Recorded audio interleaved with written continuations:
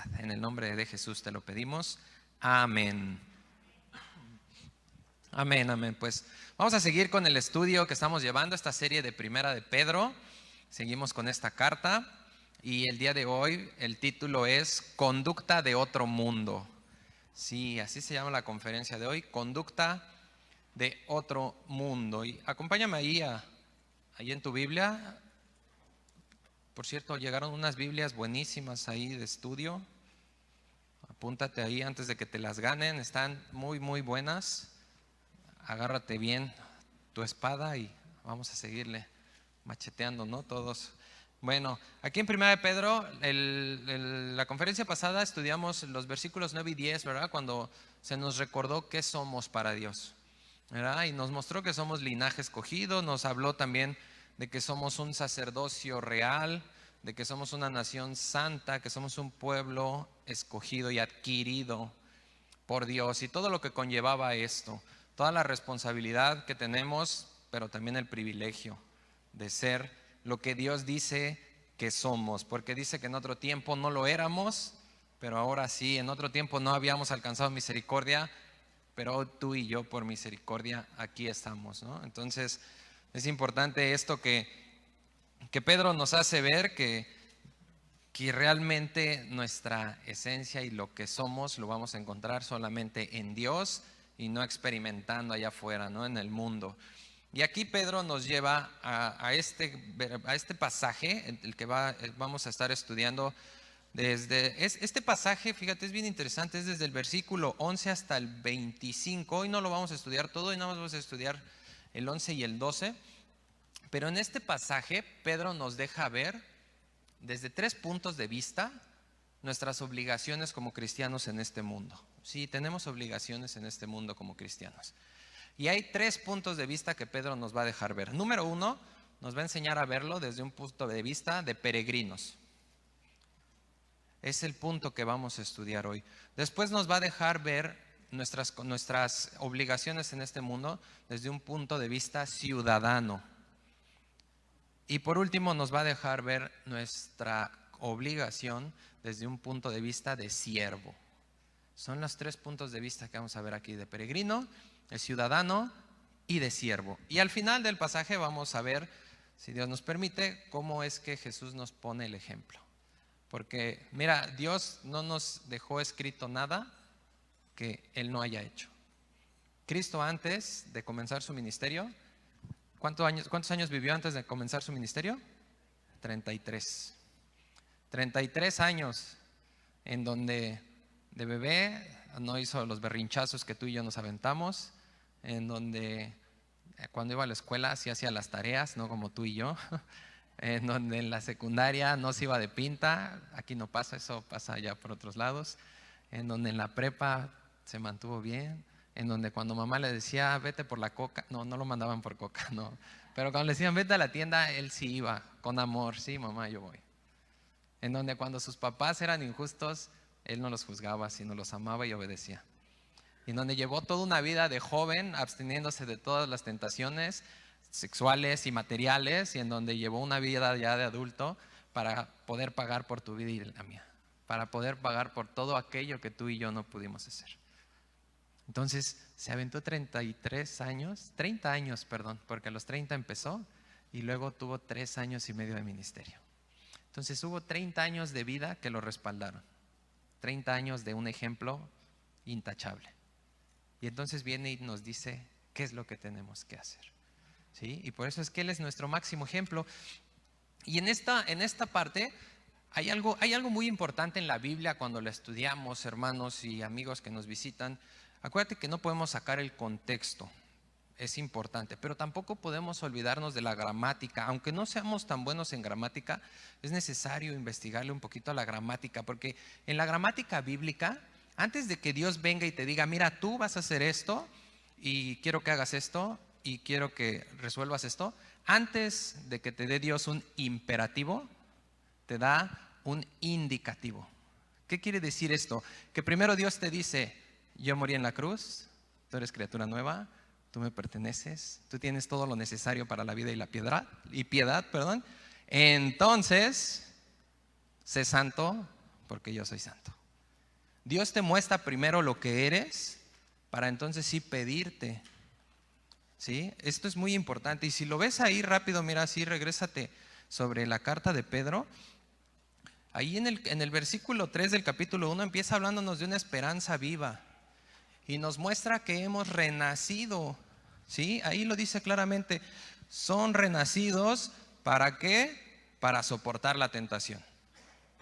¿Y cómo nos pide que la soportemos? Con alegría, porque ya nos dice, oye, ya renaciste, ya la muerte no tiene efecto en ti, entonces esa prueba sopórtala con alegría, porque además tú ya estás en la eternidad y lo que estás viviendo es pasajero. Entonces primero nos indica y luego nos pide. Así podemos ir avanzando. Después de esto vimos que nos pide que nos ciñamos los lomos porque hemos renacido.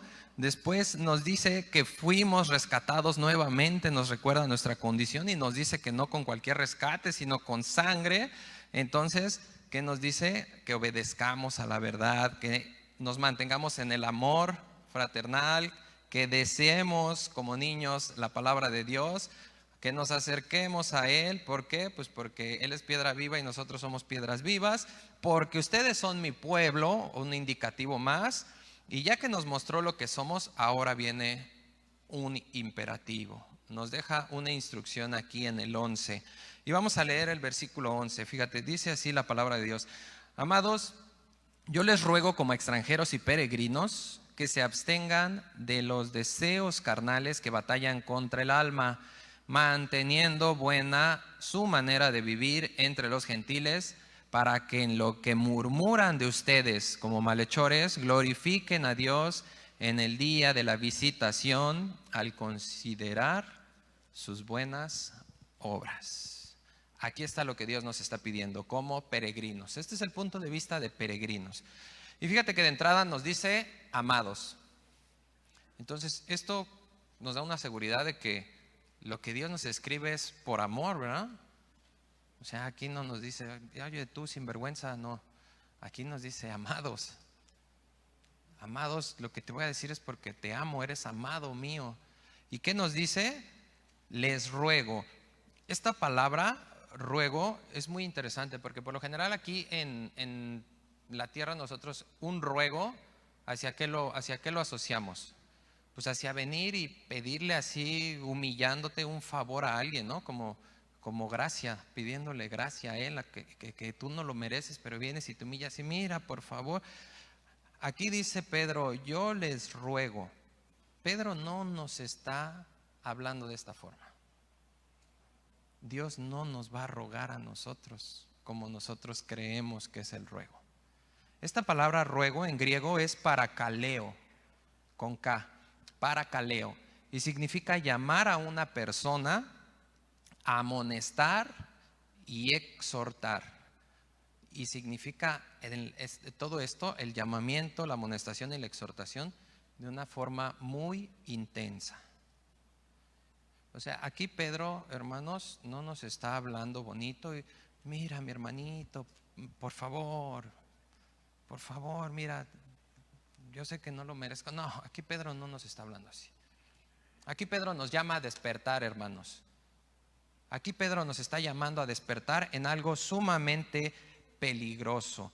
Aquí la idea de esta exhortación es apremiar a alguien, es llamarlo con urgencia para que siga una conducta y para que mantenga una anticipación con la vista en el futuro de lo que puede pasar, de acuerdo a lo que Dios nos está diciendo.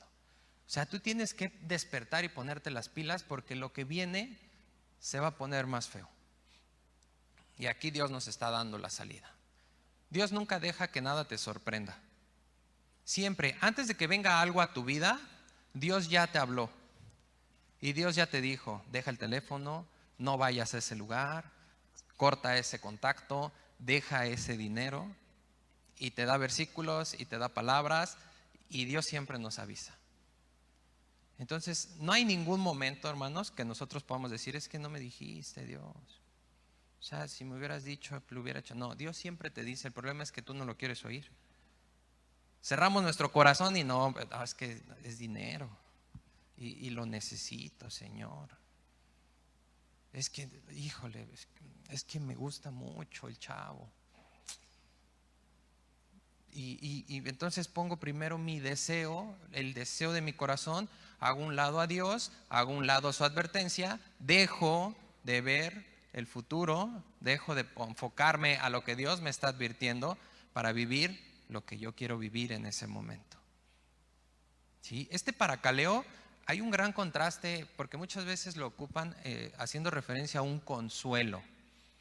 Sí, porque ese es el Espíritu Santo, el Paraclesis. No estamos hablando de un consuelo, porque un consuelo es retrospectivo, es en base a lo que te pasó, a una prueba que ya pasaste. Y entonces viene un consuelo. Pero esta advertencia, mi hermanos, este apremio es para lo que viene. ¿Y qué nos dice Pablo hablando y despertando esto? Nos dice que nos abstengamos de algo. Pero los que se van a abstener, ¿quiénes son? Ahí dice que son extranjeros y peregrinos. ¿Y no es lo mismo? ¿No es lo mismo extranjeros y peregrinos, Carlos? Yo lo he escuchado y por lo general hacen referencia a lo mismo. Mira, te voy a dar las definiciones de las dos palabras para que veamos por qué Pablo utilizó las dos, perdón, Pedro, por qué utilizó las dos aquí juntas. Extranjeros es paroikos, con K también. Paroikos en el griego y significa extraño, forastero, extranjero. ¿Sí? Paroikos. Y peregrino es la palabra parepidemos. Parepidemos. Y significa peregrino, extranjero, residente temporal o uno que vive entre personas que no son de los suyos. Estas dos palabras en el griego son sinónimos. Y sabemos, un sinónimo son dos palabras distintas que significan exactamente lo mismo. Pero ¿por qué Pedro hace la referencia de estos dos? Bueno, mi hermano, un extranjero es alguien que no es ciudadano, no pertenece a ese lugar y el extranjero sabe que no pertenece a ese lugar. Si tú y yo nos vamos de viaje a cualquier país, tú y yo sabemos que no pertenecemos a ese país. Está dentro de nosotros esa conciencia de que no somos de ese país. Y el peregrino va dirigido hacia un visitante en un viaje temporal y que puede quedarse, puede establecerse por un periodo corto de tiempo. Y así es como Pedro nos identifica en el inicio de su carta, en el capítulo 1, versículo 1, nos identifica como extranjeros y peregrinos. Entonces, se está identificando a los hijos de Dios como extranjeros y como peregrinos. Pero ¿dónde dice que soy extranjero y peregrino? Bueno, acompáñame primero a Filipenses 3. Vamos a Filipenses 3, capítulo 20. Perdón, Filipenses capítulo 3, versículo 20. Y vamos a ver qué dice la palabra de Dios acerca de nuestra nacionalidad o nuestra ciudadanía. Dice el versículo 20, más nuestra ciudadanía está en los cielos, de donde también esperamos al Salvador, al Señor Jesucristo. ¿Cuál es tu ciudadanía? En el cielo. Si tú ya recibiste a Cristo, si tú reconociste ese sacrificio en la cruz, que Cristo murió y al tercer día se levantó de los muertos para pagar por tus pecados, tú ya reconociste que en ti no hay nada que puedas hacer para alcanzar esa salvación y recibiste a Cristo no solo como Salvador, sino como tu Señor, tú adquiriste esta ciudadanía. Tú eres ciudadano legal y legítimo del cielo. Si no lo has recibido, amigo que nos visitas, eso de que todos somos hijos de Dios, no es cierto. ¿Todos somos creación de Dios? Sí. Hijos de Dios, dice la palabra de Dios, que son pocos los elegidos. Y hoy Dios te está mostrando el camino para venir a esta ciudadanía. Entonces, aquí está nuestra ciudadanía claramente. Tú no perteneces a este mundo. Tu ciudadanía está en el cielo. ¿Tu acta de nacimiento está aquí? No. ¿Sabes en dónde está? Allá en el registro civil celestial, en el libro de la vida, si ya recibiste a Cristo. ¿Ok? Entonces, esta es nuestra ciudadanía. Y vamos a ver qué dice acerca de ser peregrinos. Hebreos 13, acompáñame ahí a Hebreos. Hebreos 13, versículo 14. Y ahí en Hebreos 13, 14 vamos a ver esta parte de nuestro peregrinar. Fíjate muy bien lo que dice este versículo. Porque no tenemos aquí ciudad permanente, sino que buscamos la porvenir. Nosotros no estamos aquí de forma permanente, somos viajeros. Estamos pasando por un corto periodo, somos peregrinos en esta tierra. Y bueno, a lo mejor alguien me dice, bueno, pues yo ya tengo 80 años, ¿no? Ya el viaje estuvo bastante largo. En comparación a la eternidad, esto es pasajero. Esto es temporal. Vas a vivir una eternidad al lado de Dios. Entonces, 80, 100, aún los 900 y tantos de Matusalén es temporal. ¿Sí? Y esta es nuestro peregrinar por esta tierra. Es un viaje. Nosotros estamos esperando lo que viene. Por eso es que Pedro nos da esta exhortación, este ruego a ver hacia dónde, al futuro. Hacia el futuro, hacia lo que viene, a tu porvenir. Eso es lo que Pedro quiere que en lo que nosotros nos enfoquemos. Pero ¿sabes qué? Hay un problema muy grande, mis hermanos, que muchos sí queremos la ciudadanía del cielo, ¿no? Y vienen y nos hablan de Cristo y dicen, sí, amén, o sea, eternamente, a Dios ni vea, contra las arrugas, no, sí, qué chido, ¿no? 30 años, adiós pancita, sí, porque pues antes no la tenía. Y empezamos a hacernos una imagen de nuestro sueño ideal de una vida eterna, ¿no? Pero cuando nos dicen, pues hay que obedecer, dices, sí, híjole. Y no se podrá negociar mi nacionalidad aquí en la tierra. No podré ir ahí por ahí a alguna embajada y hacerme también ciudadano y tener doble nacionalidad. No, no se puede. No se puede, es imposible que tú quieras pertenecer a la ciudadanía del cielo, pero al mismo tiempo querer tramitar tu nacionalidad aquí en el mundo. Es imposible. Primero de Juan 2:15 dice claramente que los que aman al mundo son enemigos de Dios. Tú no puedes venir y decir, Señor, sí, yo te acepto, aquí estoy, sí, cámbiame, transfórmame, pero pues ahora sí, vamos a ver, arregla mi casa. Dame dinero, dame un buen trabajo, mira, pues dame la novia, el novio que quiero, permíteme seguir haciendo esto, pero pues allá guárdame un lugar, ¿no? Y ya yo llego allá. No, tu mirada no puede estar en el mundo. No podemos relacionarnos ni envolvernos en el mundo. Esto no hace referencia a que no seamos parte del mundo. Jesús lo dijo, Señor, no te pido que los saques del mundo, sino que los guardes del mundo. Nosotros vivimos en este mundo, sí, vivimos en este mundo, por eso tenemos obligaciones como cristianos en este mundo. Pero no debemos anclar nuestra esperanza a este mundo. Dios puede arreglarnos la vida, claro que puede arreglarnos la vida. Desde hace mucho pudo habernos arreglado la vida. Pero su deseo no está en arreglarte aquí la vida. Su deseo es que conozcas realmente la vida a su lado.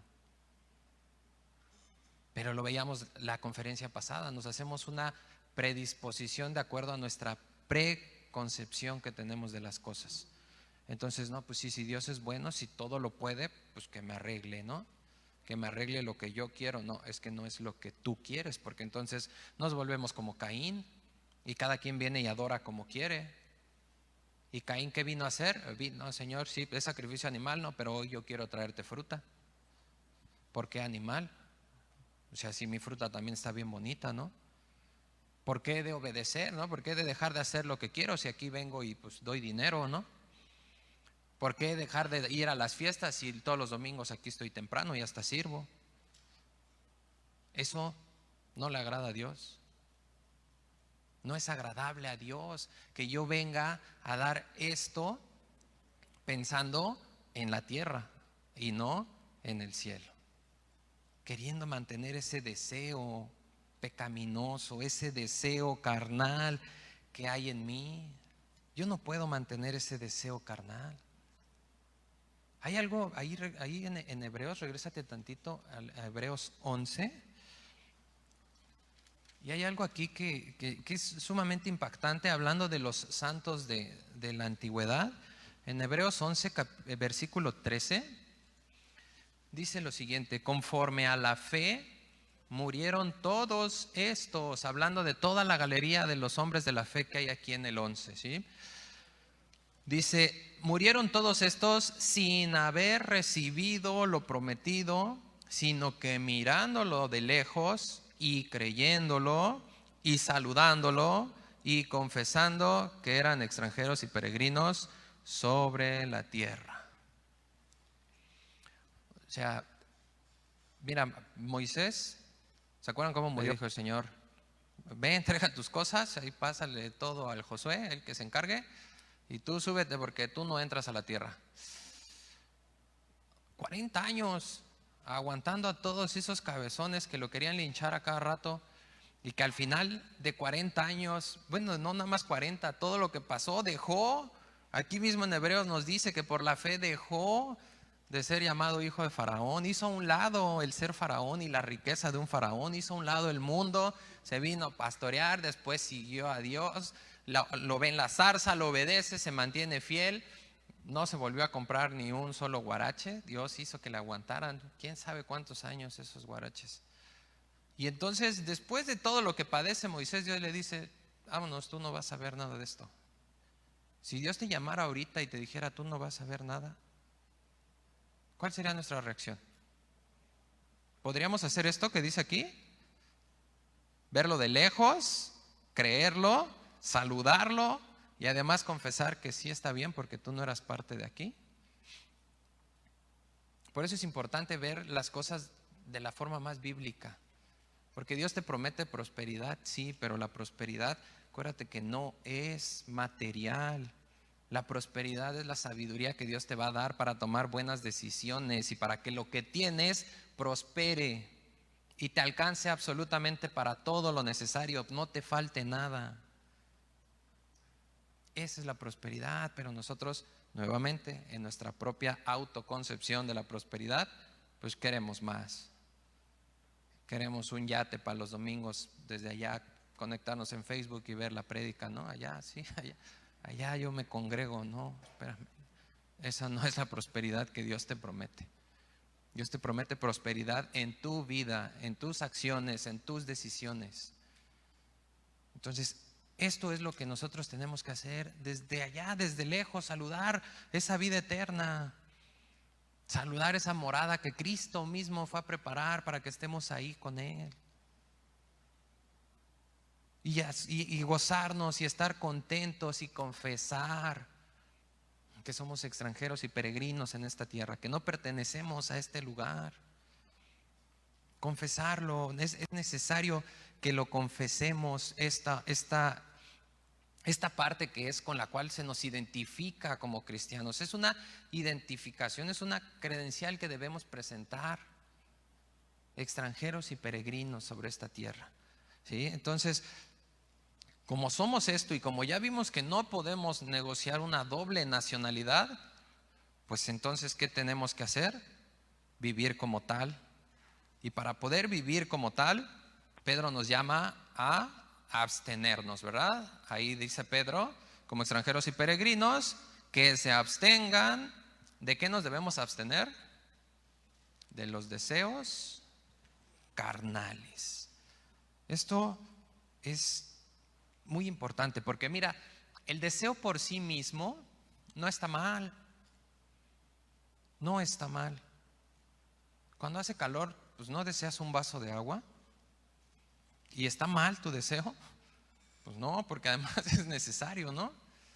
Entonces el deseo no está mal en sí mismo. Lo que vuelve malo nuestro deseo es nuestra naturaleza caída, que ese deseo lo descontrola, se convierte en una concupiscencia y entonces atenta contra nuestra vida. ¿Sí? Es importante eso. Ese deseo que se descontrola, que sale de mí sin control, que no me puedo controlar por ver a ese hombre, por llamarle a esa mujer, por agarrar dinero, por ir y drogarme, por ir y emborracharme. Ese deseo es del que está hablando, un deseo carnal, un deseo descontrolado que te nubla la vista y que tratas de hacer lo que sea por ese deseo. Eso es lo que convierte en algo malo un deseo. Y Pedro nos dice abstente. En griego es la palabra apejo con ch, apecho. Se pronuncia apejo y significa estar lejos de, estar distante, evitar, contenerse continuamente o restringirse uno mismo. O sea, está claro, ¿no? La abstención, creo que sí concordamos con los griegos. Tenemos algo de griego también nosotros, ¿verdad? Sí concordamos con lo que es la abstención. ¿Por qué nos pide Pedro que nos abstengamos? Porque acuérdate que en esta tierra, en esta vida que llevamos, tenemos 3 enemigos. ¿Sí? Tenemos el mundo, la carne, y dice mi niña la más pequeña, Santa Claus y Satanás. ¿Sí? El mundo, la carne y Satanás. Y el más peligroso es tu carne. Tú mismo eres el enemigo. Yo mismo soy mi enemigo más peligroso. Porque mira, Satanás viene y te ofrece las cosas. El mundo también viene y te ofrece las cosas. Pero ¿quién es el que abre las puertas para que entre la muerte a tu vida? Tú. Tú mismo, tu carne, esa naturaleza caída es lo más peligroso. Y sabes que tú y yo tenemos que dejar de buscar que nos hagan cosquillas. Porque aquí todos somos risueños. Mira, voltea a ver al de a tu lado y se está riendo. Sí, ¿ya viste? Todos somos risueños, todos. Es nuestra naturaleza caída. Entonces deja de buscar dónde te hacen cosquillas, deja de ir a esa oficina donde sabes que guardan el dinero y donde sabes que las manos te sudan y que terminas, ay, ¿cómo me apareció esto? Mi carne, Señor. Hago lo que no quiero, dice Pablo, pero bueno, no es una justificación. Sí, Pablo dice, hay esta ley, que en mí está esta ley del pecado a la cual estoy vendido y no me deja hacer lo que quiero, sino hago lo que no quiero. Pero eso hace referencia a lo que estamos viendo ahorita, a reconocer que tú eres el enemigo más peligroso, no a justificarte y decir, pues sí, Señor, tú sabes que soy malo. Pues ya, no, apúntame una más. No. Es importante que te des cuenta que tú eres lo más peligroso que hay en tu vida, tú mismo. Y si tú no te abstienes, y es importante, fíjate que dice abstente. O sea, voltea a verte tú. Deja de ver al hermano, deja de ver a qué. Ay, mira, cómo vino vestida, qué bárbara. No, espérame, voltea a verte tú primero. Porque dice la palabra de Dios que no puedes quitar la paja de tu hermano si hay una viga en el tuyo. Y cuando trabajes en tu viga, probablemente esa paja que veías era porque tú ya estabas medio cegatón. Entonces quita la viga de tu ojo para que puedas ver claro. ¿Y sabes cuándo vas a quitar la viga de tu ojo? Hasta que venga Cristo. A nosotros no nos compete juzgar para condenación. A nosotros se nos llama a amarnos unos a otros, a cargarnos unos a otros. Esto es importante, debemos nosotros abstenernos nosotros mismos. A lo mejor dices, híjole, ay, qué difícil, no, es que no me conoces, no, espérame, no me conoces tú a mí. Y el Señor me sacó de donde estaba.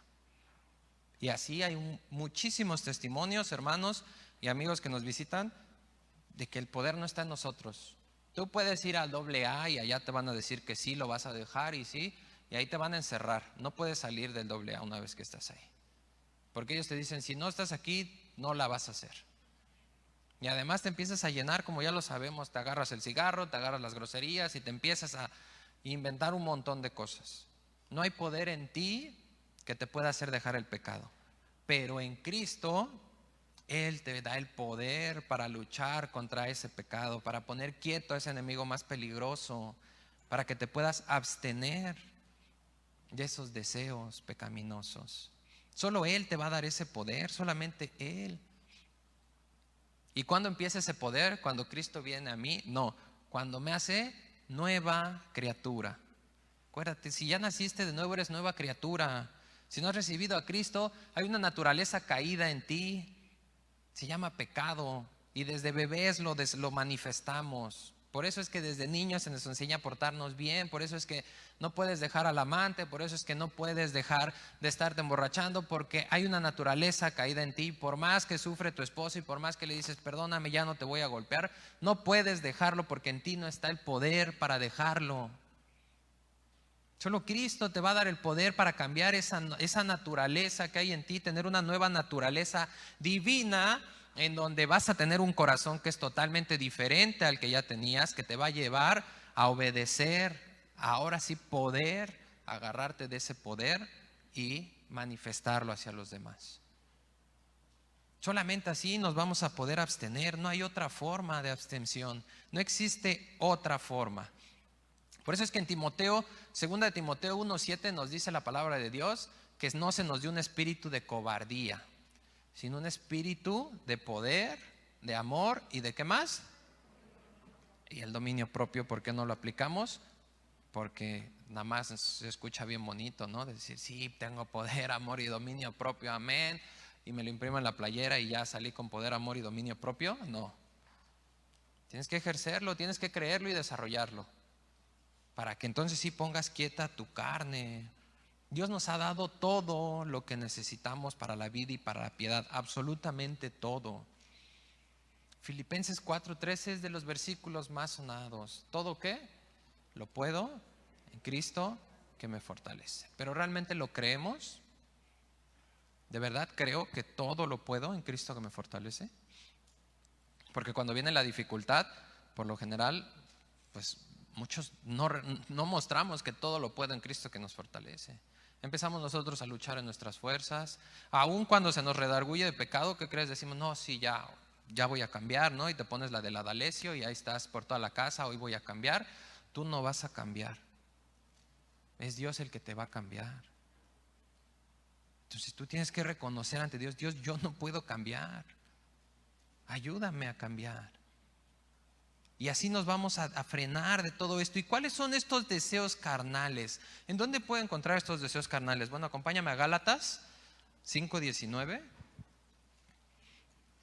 Y aquí tenemos una lista así bien exclusiva de todas las cosas que hace la carne. Fíjate los deseos de la carne. Gálatas 5:19 al 21.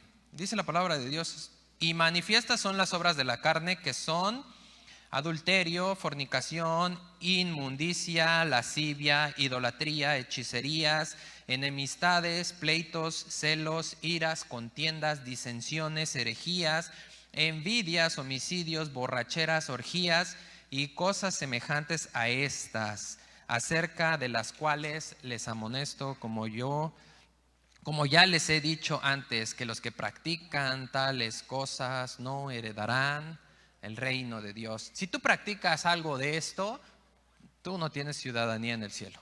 No te engañes, de verdad, hermano, no te engañes. Si tú estás practicando esto, tú no tienes una ciudadanía en el cielo. Y ahora, la práctica es diferente al pecar. ¿Alguien puede levantar la mano y decir yo no peco? Nadie. Todos pecamos, pero hay formas de pecar. Y cuando habla la Biblia aquí, Pablo, cuando nos habla de practicar el pecado, es que tú lo estás pensando. Ay, mira, ahí va la vecina, a ver a qué hora sale. Ah, a esta hora sale a correr. Ah, ok. Mañana a esta hora. Y te levantas todos los días a las 12 del día, pero por salir a pecar con la vecina te levantaste a las 5 de la mañana para ir a correr porque la viste y venías llegando a la borrachera y la viste. Y entonces tú ya estás practicando el pecado porque ya lo estás premeditando. Y mira, ya ponen el dinero. Perfecto. Ah, sí, está Godínez. Sí, ese me lo duermo ahorita rápido. Sí. Entonces tú ya estás premeditando. Ese pecado premeditado, ese pecado que no quieres dejar, ese pecado que te sigues guardando ahí en lo profundo de tu corazón, ese es el que tú estás practicando. Si tú no se lo estás entregando a Dios y si tú no estás luchando por resistir todo lo que a ti te llama en ese deseo incontrolable, tú estás practicando el pecado. Si tú sufres y luchas y híjole Señor, ya caí otra vez, agarré ese dinero, perdóname. Y te duele y realmente estás buscando a Dios y luchando por alejarte de ese dinero y luchas y buscas tu cambio de oficina para que te pongan lejos del dinero. Ese es un cristiano que está luchando.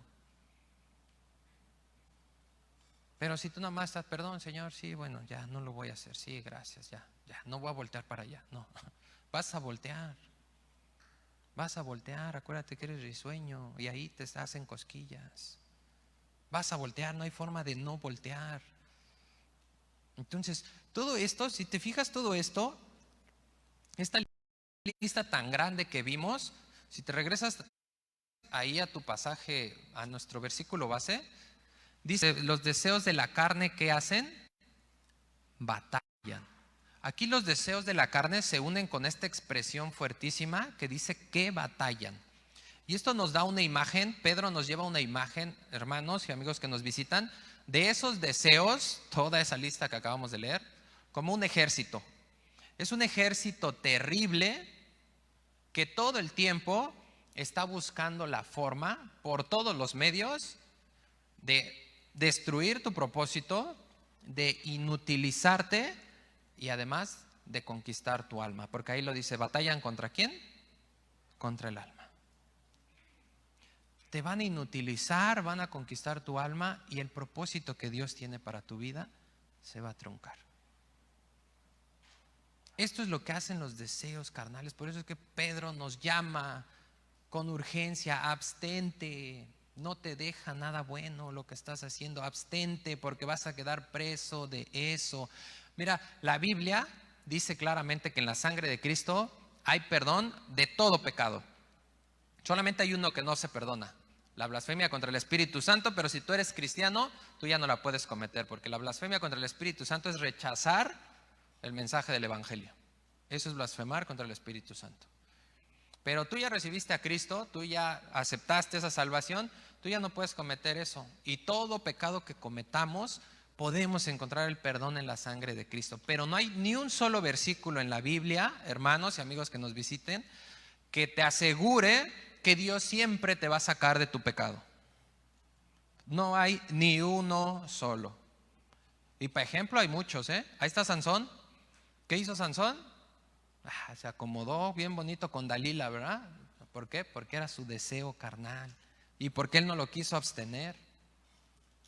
Y porque antes de eso también mató un león y fue y visitó el cuerpo del león y no podía hacerlo por su voto nazareo.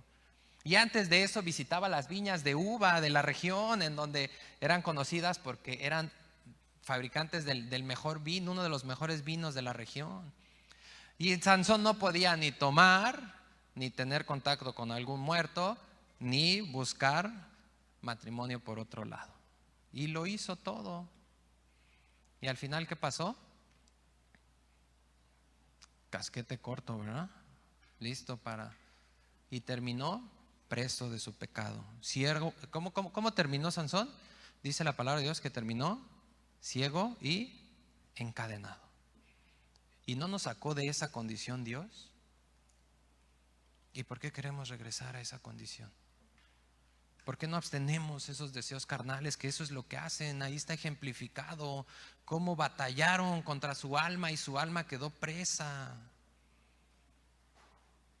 Dios no te asegura que vas a salir de tu pecado, mi hermano. Dios dice que nada te va a arrebatar de su mano. Eso sí. Pero en tu pecado, si Dios no te quiere sacar de tu pecado, te vas a quedar en tu pecado. Y por amor que hace Dios, te lleva a casa.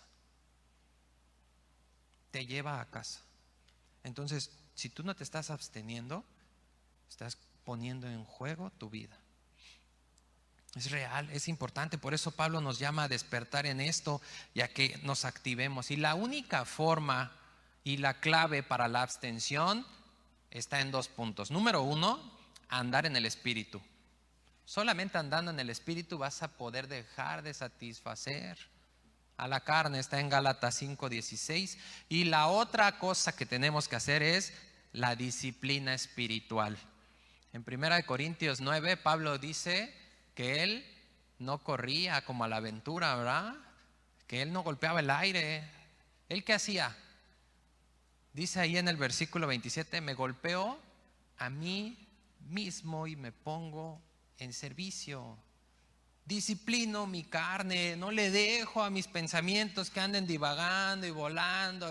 Ay, sí, mira, ya. No, no, Pablo no, se golpeaba a sí mismo y ponía quieta su carne y oraba y estaba de rodillas ante el Señor buscando y manteniendo esa vida de oración.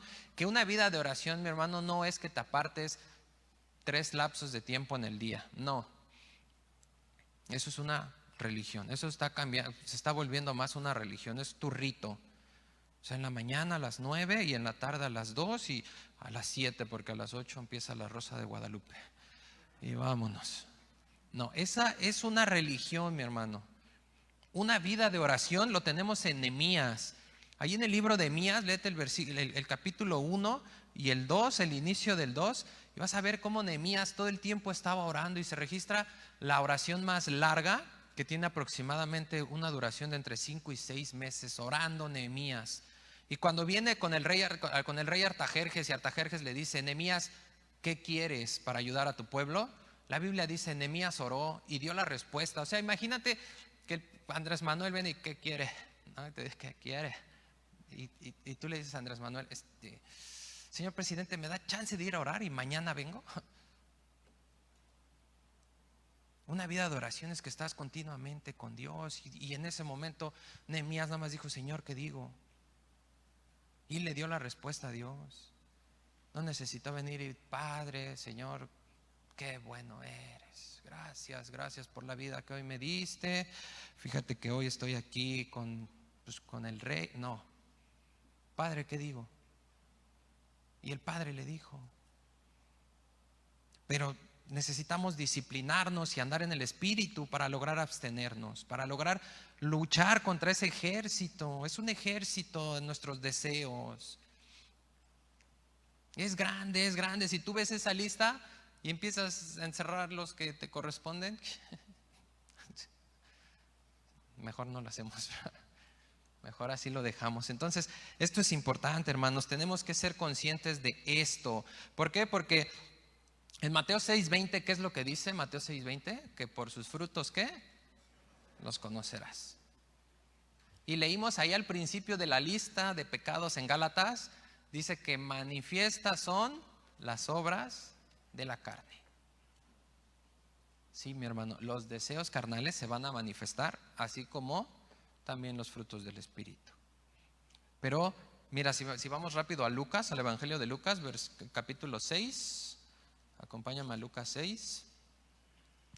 Y en los versículos del 43 al 45 es el paralelo con Mateo de esta enseñanza, de esta parábola de los frutos, ¿sí? Y ahí en el 45, hablando de los frutos, dice el versículo 45 de Lucas 6, el hombre bueno del buen tesoro de su corazón saca lo bueno, y el hombre malo del mal tesoro de su corazón saca lo malo, porque de la abundancia del corazón habla la boca. ¿Qué le estás dando de comer a tu corazón? ¿Qué le estás metiendo a tu mente? ¿De qué te estás llenando tus pensamientos? ¿De Omicron? ¿De qué estás llenando? ¿De nuevas variaciones del COVID? ¿De qué estás llenando tu mente? ¿De qué estamos llenando la mente, hermanos? Es importante que cuides lo que está entrando a ti porque tú eres lo que piensas. Lo que hay dentro de ti siempre se va a manifestar. No hay forma que lo frenes y lo ocultes. Es manifiesto. Si tú crees que la pornografía, porque la ves donde nadie te ve, según tú, no es manifiesto que ves pornografía, se te ve en los ojos y en todo tu cuerpo. Los pecados morales, hermanos, son de los que así fosforescente te pones. No hay forma de que el cuerpo esté quieto, no puedes dejar de voltear a ver a las mujeres o a los hombres, estás buscando para todos lados, es una ansiedad, es sumamente visible. Y todos los pecados, todos nuestros pecados se nos ve cuando venimos en pecado. Se nos nota, pero podemos luchar y buscar a aquel que es fiel y justo para perdonarnos, ¿verdad? O mantenernos ahí creyendo que nadie lo va a notar. ¿De qué estamos llenando nuestro interior? ¿De qué está llenándose esa parte tan profunda en nosotros? Porque el cambio en tu vida va a venir de adentro hacia afuera. Nunca va a ser de afuera hacia adentro. El cambio en tu vida no va a venir porque todos los domingos estés aquí y luego ya aquí adentro ya voy a cambiar. No. El cambio en tu vida viene porque aquí adentro te estás disciplinando y con todo tu corazón quieres estar aquí. Para que después aquí sea lo que más anhelas estar y sea el lugar donde más disfrutes estar. Es importante que veamos esto, ¿sí? Y una vez que Pedro nos dice esto, ya para terminar, al final en el versículo 12 de 1 de Pedro 2, nos dice ¿qué más tenemos que hacer, además de abstenernos? Dice que mantengamos buena nuestra manera de vivir entre los gentiles. Se nos exhorta, hermanos, a mantener una conducta diaria de un alto nivel de calidad. ¿Qué tan alto? Bueno, ahí dice que, pues bueno, ¿no? ¿Y qué significa bueno? En griego es la palabra kalos, con K, kalos.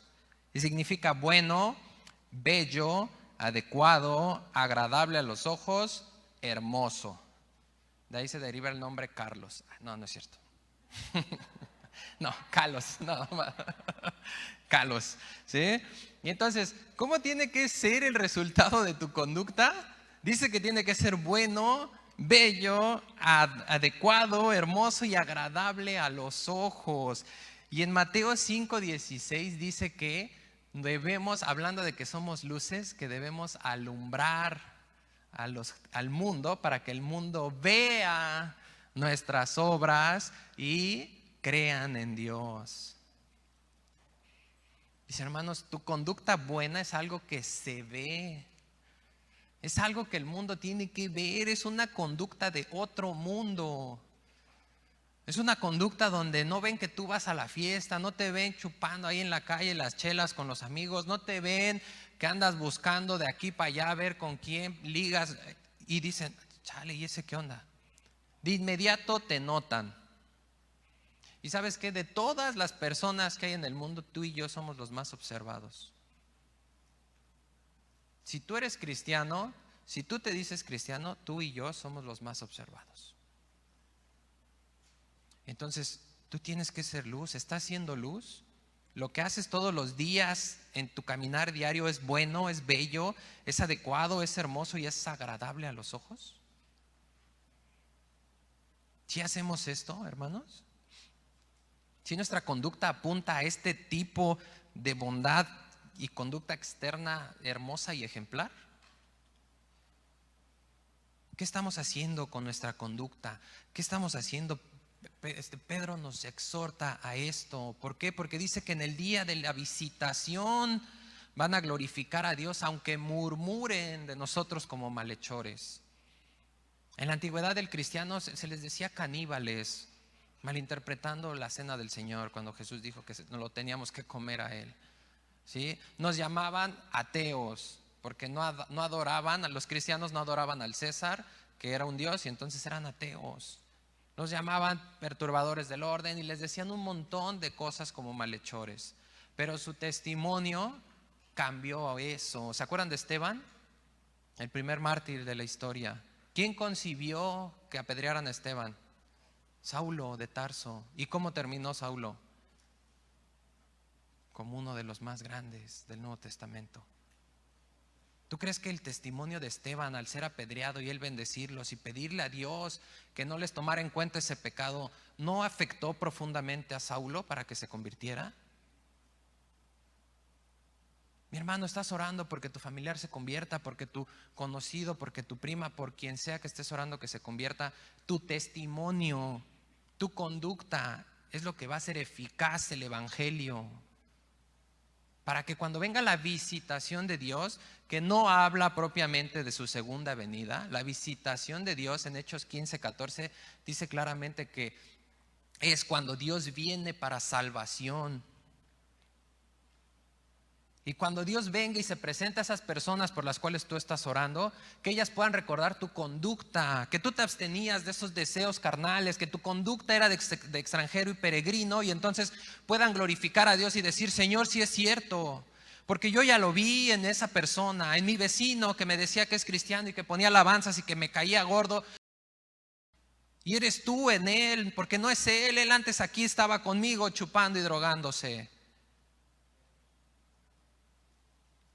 Tu testimonio, mi hermano, eres embajador de Cristo, eres imagen de Dios en esta tierra. Por eso es que Pedro nos exhorta a esto. Y es apremiante, mi hermano, porque el tiempo se acaba, el mundo se está desintegrando y Dios se quiere manifestar y se quiere glorificar en las personas para venir por nosotros.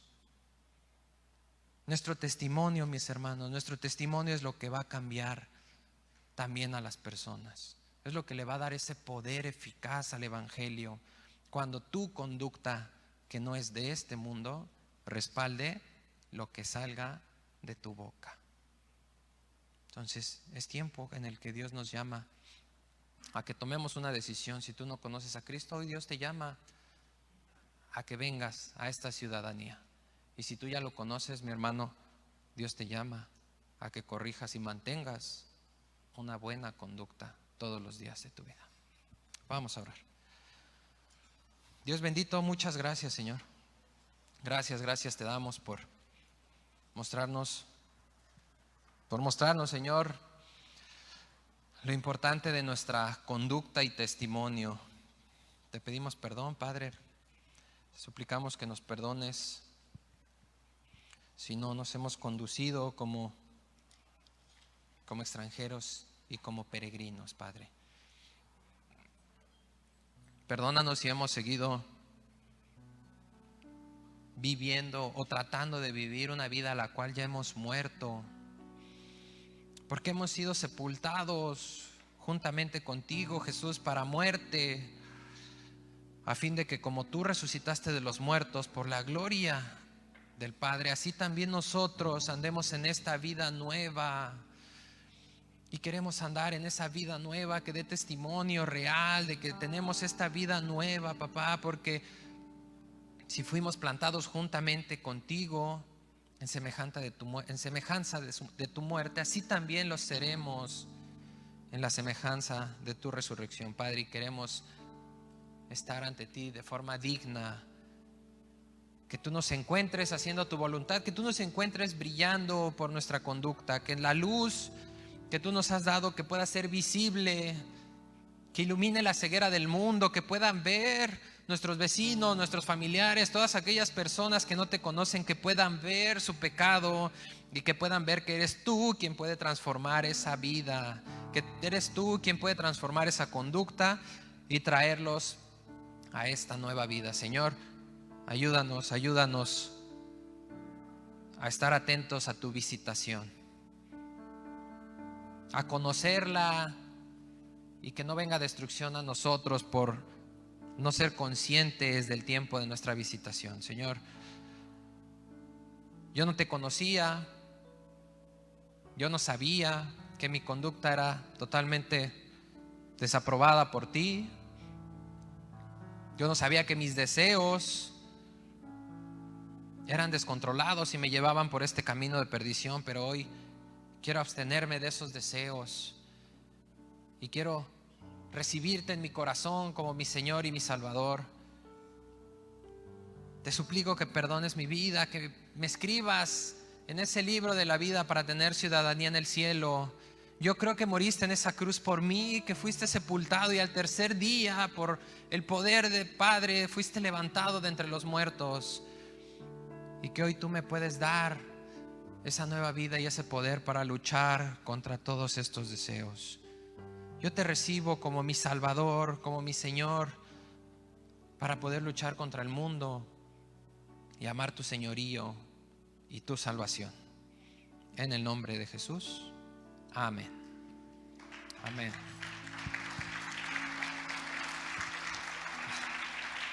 Gracias a Dios. Y antes de despedirme, ¿alguien hizo esta oración por primera vez? ¿Alguien por primera vez invitó a Jesús a su vida para recibir esta ciudadanía, esta nueva naturaleza, poder luchar contra sus deseos? Si tú hiciste esta oración, porfa, levanta tu mano.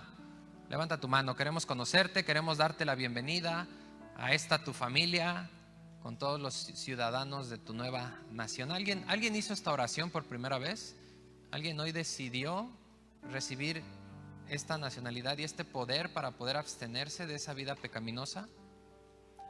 No te vayas por esa puerta sin recibir este poder, que es el único que te va a poder llevar a una nueva vida. ¿Alguien recibió a Cristo en esta mañana? Ok, allá en las redes sociales, si tú recibiste a Cristo, apúntanos ahí en los comentarios, te vamos a contactar y te queremos dar la bienvenida. Que Dios los bendiga.